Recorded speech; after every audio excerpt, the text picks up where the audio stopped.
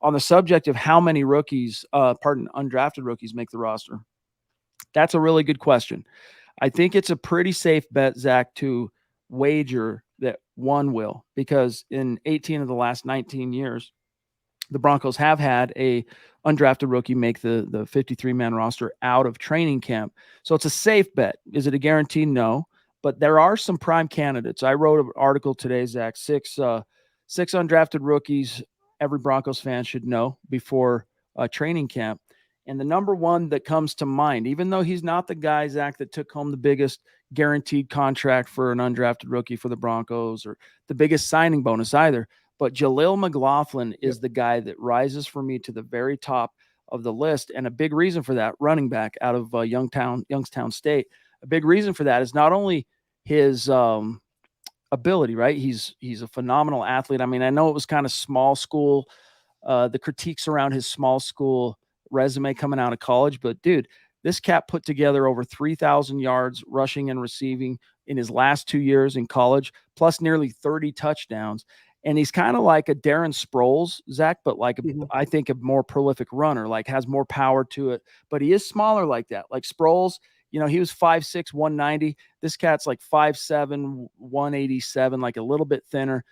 But Zach, also the running back depth chart. Once you get past Javonte Williams and Samaje Perine, there are a couple maybe like favorites that like Tony Jones because of his history, but really it's pretty wide open, dude. So I think he rises to the top as a possibility. And then on defense, real quick, throw two names at you: Thomas Incoon, the rush linebacker, and Art Green, the corner. Those two guys I'm looking at. So as many as three could. I'm not expecting that, but I would not be stunned if two actually made it this year. Agreed on every single count. You took the three players that I was going to name. It's not a cop-out. I actually was, I had a whole, spiel for that. McLaughlin is intriguing because he is what Samaje Perine and Javonte Williams aren't. Williams and Perine are halfbacks. Jaleel McLaughlin is a scat back. Like you mentioned, Darren Sproles, you need that home run hitter, the running back with a little bit of electricity to his game, someone that can just house a carry and not have to worry about power, and he has more speed. You need that complement, that the lightning to the thunder. So I think McLaughlin is almost a lock, provided that Tony Jones doesn't go off in camp and go crazy and cement that RB3 spot. I think McLaughlin by far has the best odds. You talked about Incoon. I could see it. I think he's more of a practice squad guy. Art Green, running back, the path to playing time is wide open. How about cornerback?